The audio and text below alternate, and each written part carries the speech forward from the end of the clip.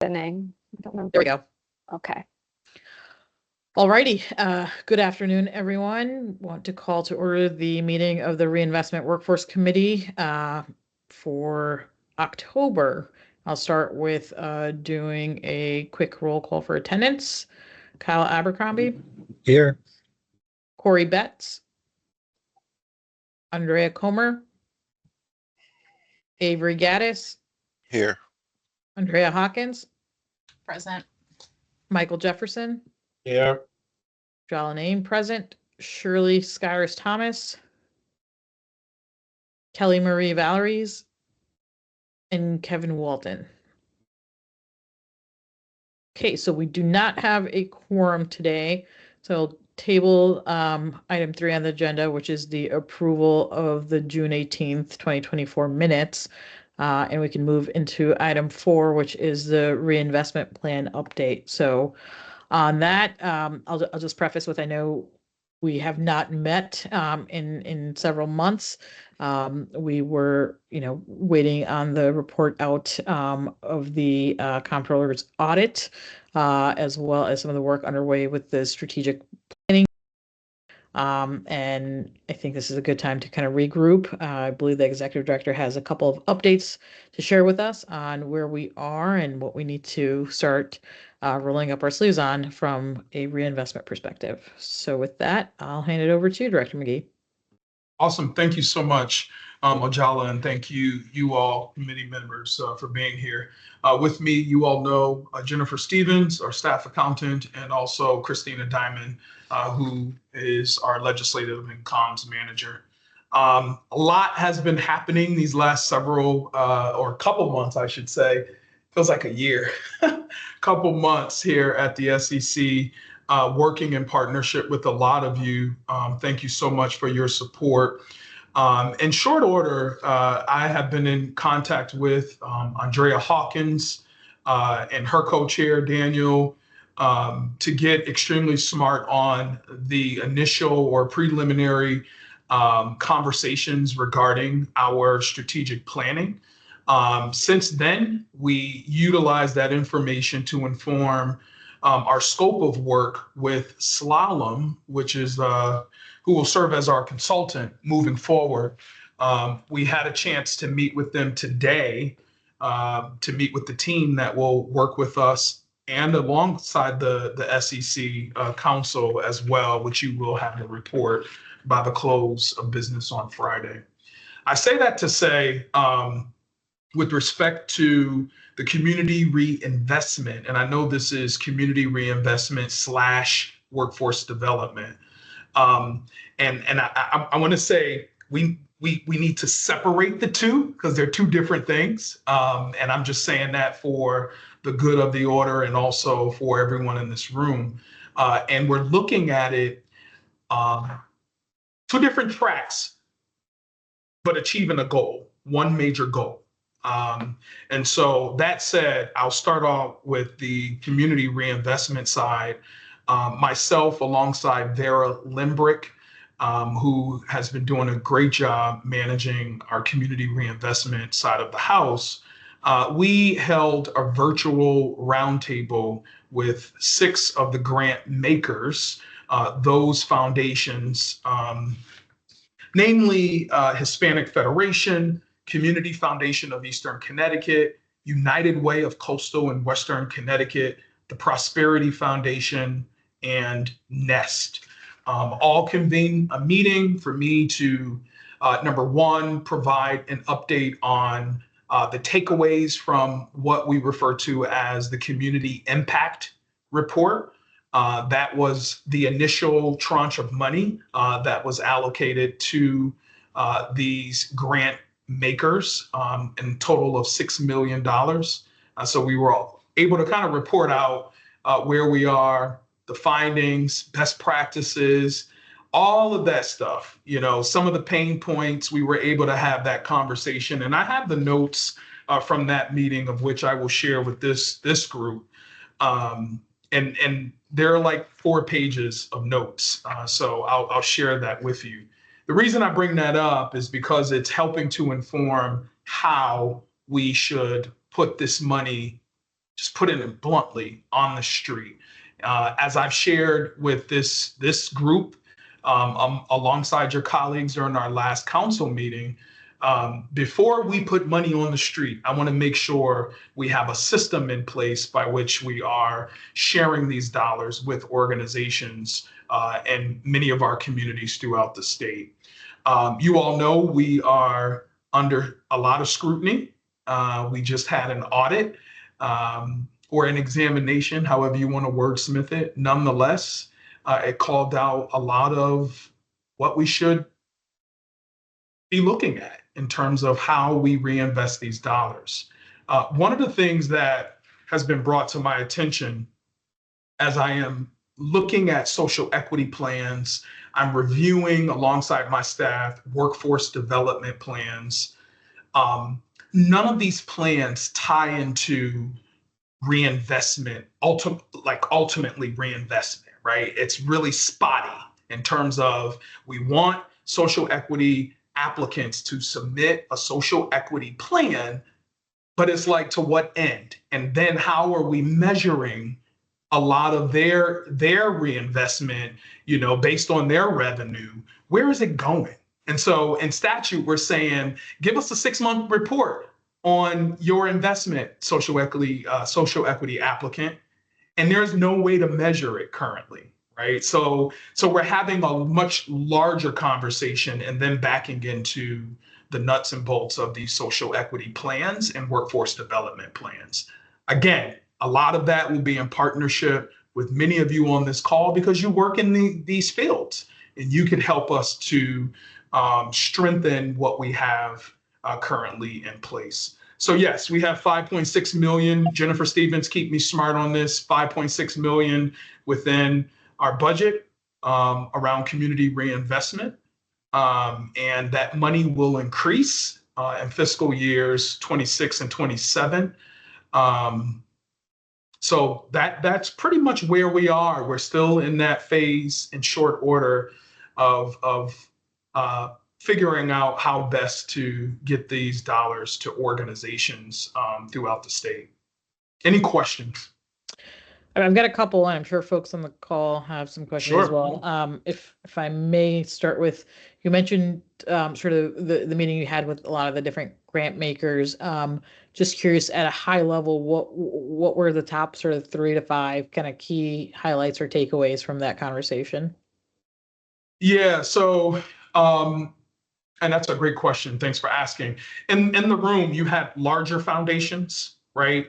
Who they're in this business. They've done this before. They've served as grant.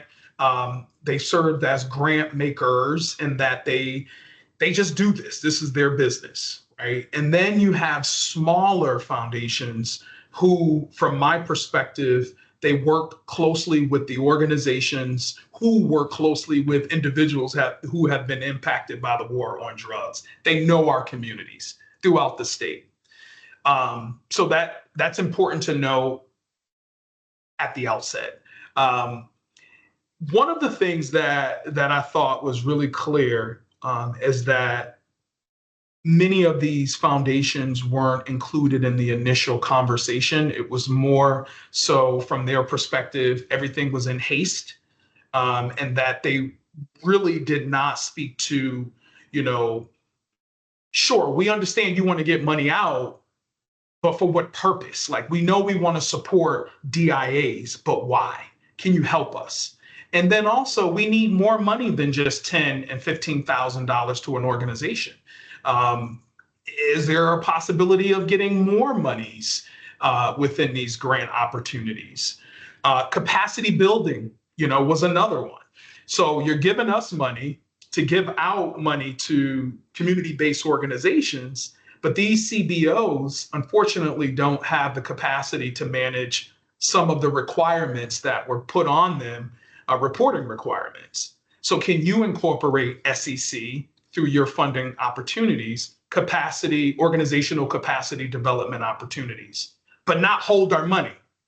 It all needs to be sort of simultaneously happening at the same time. So those were some major takeaways. A lot of it was consistent.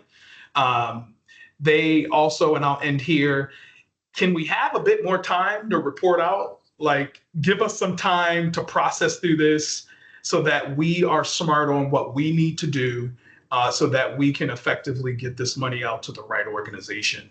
And by the way, can you tell us in our area, in our region, what areas will you all be focused on? Is it reintegration? Yes, we know that you want to put money towards programs, but what about systems? Mm-hmm. How can you impact systems? Oh, and by the way, it ain't going to happen overnight, SEC, and this was their honest and uncut feedback, and we took it into consideration, and I think it's good stuff that'll help us inform whatever our plan is moving forward. Yep, that's super helpful. Thank you. I'll turn over to Councilwoman Hawkins. Unmute. Thank you for that. I'm just wondering, in terms of the process, kind of going forward, what will be done? Because I know there was also some concern about organizations that might benefit and that we might want to give money to. They weren't really aware, especially like in the Hartford area. I was reaching out to nonprofits like, hey, do you know about this? And many of them said no in this area. So is there something that we're doing specifically to help them understand how to apply for monies, what that process needs to look like? Will that be shared at some point? And then marketing maybe to some of the groups around the state? Yeah, great question. One of the things that I had to just take a moment to re-explain to folks, as a former member of the legislature and former chair of the Black and Puerto Rican Caucus, we established several different funds, one of which you may be familiar with. It's called the Violence Prevention Dollars. These dollars were put in place in response to Sandy Hook, right? Sandy Hook, they got a tranche of money to address their security systems.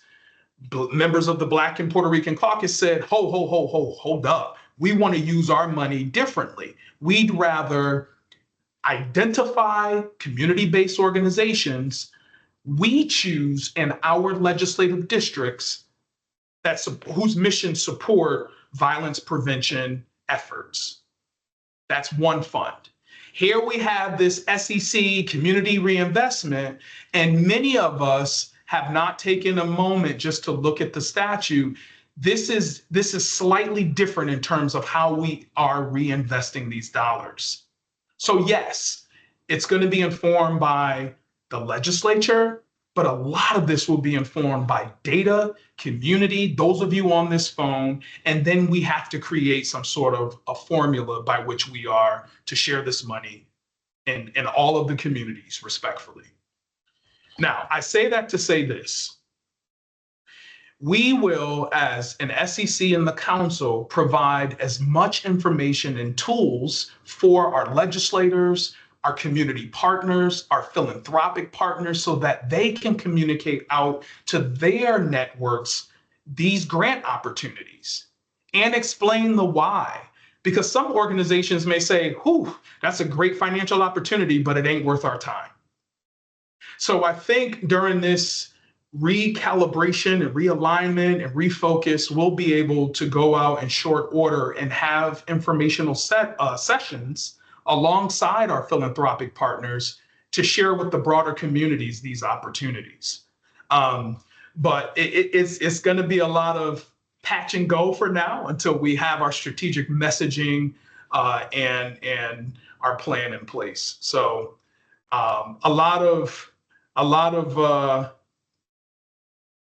yeah, I'll leave it at that. Thank you. Thank you. Just to follow up on that, what should this committee expect in terms of timing wise, when we might see sort of a, hey, here's sort of the messaging and approach and how we want to roll it out? I'm assuming we'll probably want to kind of have a discussion on it at this committee level and then take it to the full council for approval before it's launched. Yeah, and that's a great question. I just want to make sure everybody's on the same page. We're literally going through a 6.5-week strategic plan. planning process, right? And so I do not want us to do this whole cart before the horse situation Absolutely. where we're announcing something and then have to pull back. So I'd ask for your patience, your grace, and your permission to like hold off until we are done with the strategic planning process. And then we have a solid plan in place to say, hey, we can stand with our grant makers and everybody else, outline a plan, and let's go ahead and go full throttle, full steam ahead, and make the announcement that way. But I'd hate for us to move without a plan in place. No, on that. absolutely. So I think that makes a lot of sense. I just want to, from a setting expectations perspective, I know we're saying, hey, we do have money to give out. And just for public awareness, just kind of setting the expectation, and likely we won't be putting anything out there. I'm assuming like January at the earliest, right? You go through the you're process, absolutely be correct. reviewed and not so, and that makes sense. Again, I agree that the we need to get our planning done before we start And deciding on how we want to. again, just put it out there. We're being guided by an audit that explicitly calls out a plan, right? That a need for us to have a plan in terms of how we are going to allocate these funds moving forward. Point of order. I'm sorry, I'm not being guided by the comptroller's plan. I mean, I'm glad they issued the plan, but look, the comptroller's office, they're not auditors. They're like they played auditors. I don't understand why our organization was called out for their intervention. I mean, I get emails daily from the real state auditors about state agencies who have deficiencies. I don't really see Sean Scanlon having press conferences about, Oh yeah, neither do I. and so I want to be careful when, because language matters and language creates culture. I'm not operating under any tether of the comptroller's recommendations because they are recommendations. And I have a whole list of questions and issues with that whole situation that I'm just going to sit on. But Mhm. but for the executive director, I think we should be careful to say to make statements like we are guided by the comptroller's report, because I think you would find very strong disagreements, not with myself but others. We're not under any responsibility to even listen to his report. I have big issues with that report, but again, I won't get into it now. Also, Yeah, I just want to point out something. So you have the governance committee, you have the reinvestment committee, and now you have the strategic planning committee. You have all these committees. Exactly who's quarterbacking this thing and driving the bus? Because with all these committees touching this quote unquote strategic plan, I mean, how slow and cumbersome is this process going to be with all these various committees touching it? I just want to know how that looks. yeah. I'll give you my my perspective, and again, I am going to defer. She's not in this space, but defer to Chairwoman Comer in terms of my recommendations moving forward. But I have been in communication with Andrea Hawkins with respect to the strategic planning committee, and she's deferred a lot of the day-to-day operation responsibilities to SEC staff, myself, to take the lead on that. So there you have that. I drove into an organization with 19, I'm exaggerating, but a lot of committees, okay, for whatever reason, right? And so I'm taking time to really assess, reassess where folks fit in, because I also believe that many of these committees were put in place to help with day-to-day operations because we didn't have enough staff, right? So as we're moving forward and we're ironing out and clarifying roles and responsibilities, I think it will require less committees. And I think many of you who are volunteers would appreciate that, because then we can hone in on your skill set, your network, your time, your talent, all of that, to better support the mission moving forward, mission of SEC moving forward. So yeah. Thank you. Madam Chairwoman, I have another question.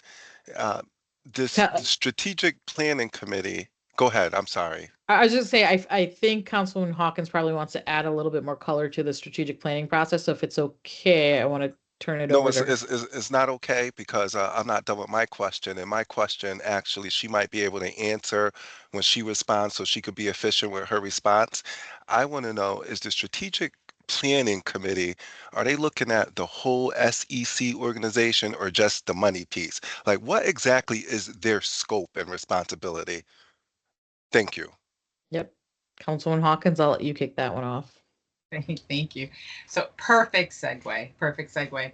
So, right, I expect that our entire SCC council, which I think, like you said, language matters. I think we also have to start getting clear on sort of the role. I think of us as like a board. And so I do look for input from this entire board because you're going to be looking at it from the different committees that you may sit on today or you may sit on tomorrow once that's redefined. So I do think it is going to be important to hear from this entire council to provide input, as well as staff, as well as, you know, people that have been in the process, were awarded equity funds, and those that weren't, right?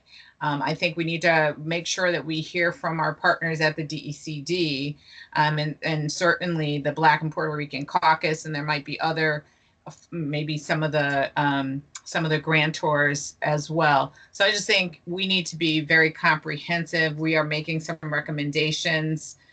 If there's audiences that I haven't mentioned that you feel are incredibly important to have a voice in the process, feel free to shoot me an email, because we are collecting those names now and preparing them to give them to Director McGee. So does that answer the question?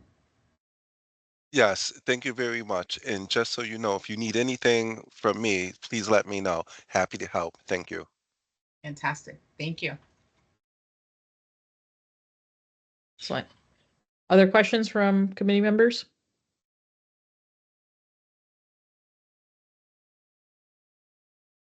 Okay. Well, I think it's, based on sort of that update, I will, Brandon, let us know what is needed from this committee. It sounds like we probably won't have anything to review until probably closer to January. So I don't want to necessarily schedule meetings for the sake of scheduling meetings between now and then. But we'll stay in close contact. Well, as things develop. Madam Chair, is it possible, once our workforce development program manager returns from maternity leave, and that's this week, maybe we could have another meeting to process through, what does it look like moving forward with our workforce development side, Yep. especially given that we're going to be entering into conversations with the Connecticut college system, organizations like Reset and others, to really help us get smart on that. And so maybe it doesn't require the larger group. I don't know, but I'll leave that to you. But I'd love to lean in a little bit more, and not just me doing a bunch of talking, but also engaging you all as well. I think that would be great. She's coming back next week, so obviously I'm gonna give her a couple of weeks to just kind of settle in. Oh no, we've been in constant communication, so she's gonna come in hitting the ground running. Awesome. So we do have our normally scheduled meeting right now on the calendar for November 20th. I believe that's the week before Thanksgiving. Yep. So if I'd like to just keep it to that it's already on Let's folks' keep it. calendars. Yep. And we'll expect to have a workforce development update there.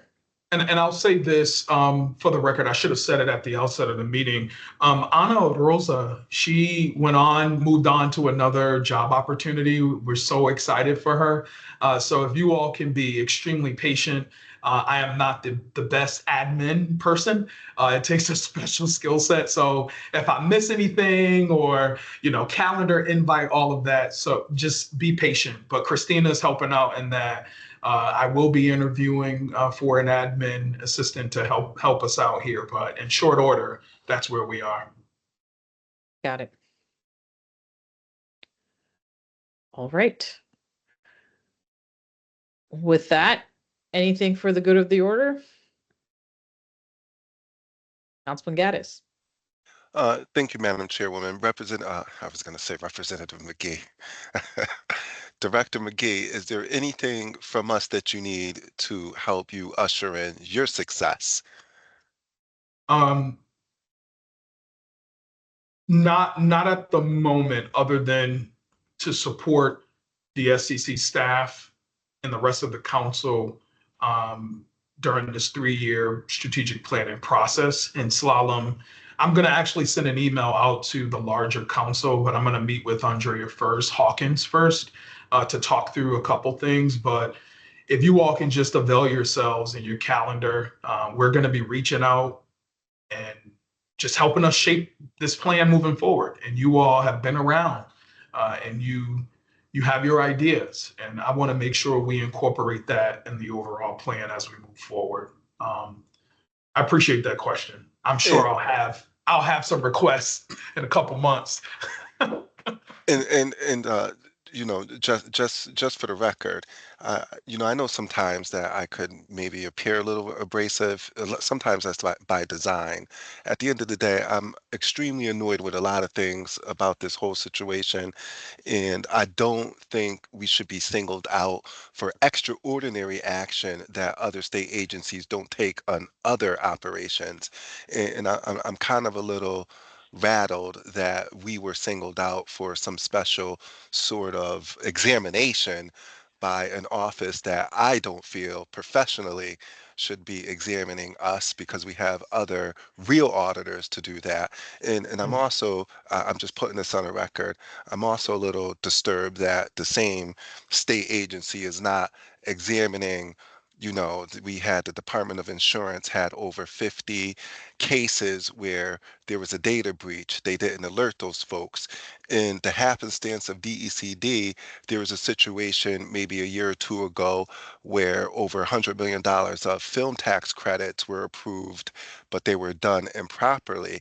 Every single week, I get a list of just state agencies that have deficiencies. Some of these are repeat deficiencies that haven't been addressed. And I just don't see the state comptroller's office having a press conference beating their chest about state agencies who have deficiencies or who have things going on with their budgets, the overtime with the Department of Corrections. I mean, the list is long. I actually made a list and got a file. There's like 54 things I flagged that I won't get into, but I'm going to tell you, my patience for being singled out, and I don't know why we're singled out. I mean, I have a guess that I won't say publicly, but we could go there because I mean, some people play the race card, but I have the whole casino.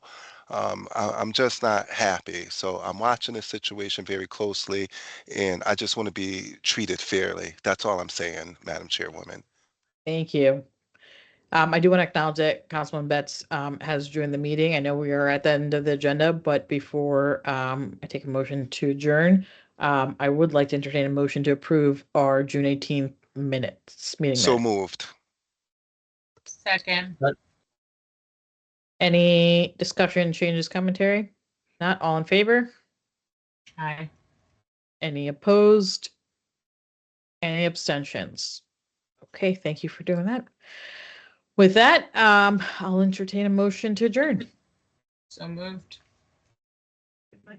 Second. All right, I'm assuming all in favor. So thank you all, and look forward to regrouping next month on workforce development. Thank you. Take Great. care. Oh, Thank you. hey, Christina, can you stop